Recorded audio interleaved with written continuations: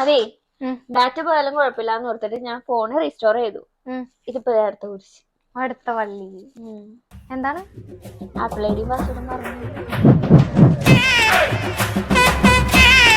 അപ്പൊ apple I D password അറിയില്ല എന്നുണ്ടെങ്കിൽ ഈ ഫോണിന് യൂസ് ചെയ്യാൻ എറിഞ്ഞോ. പേടിക്കണ്ട, 2 ഓപ്ഷൻസ് ഉണ്ട്. അതായത് ഈ ഒരു ആപ്പിൾ ഐ ഡി ക്രിയേറ്റ് ചെയ്ത സമയത്ത് യൂസ് ചെയ്ത മെയിൽ ഐ ഡി അതുപോലെ ഫോൺ നമ്പർ ഓർമ്മയുണ്ടോ? അപ്പൊ അത് രണ്ടും ഉണ്ടെങ്കിൽ നമുക്ക് ഫോർഗോട്ട് പാസ്വേഡ് വെച്ചിട്ട് റീസെറ്റ് ചെയ്യാൻ നോക്കാം. ഇനി അതല്ല, അതിലും രക്ഷയില്ല എന്നുണ്ടെങ്കിൽ നമുക്ക് ഈ ഒരു ഫോണ് എടുത്തപ്പോൾ ഉള്ള പർച്ചേസ് ബില്ല് കയ്യിലുണ്ടോ നോക്കണം.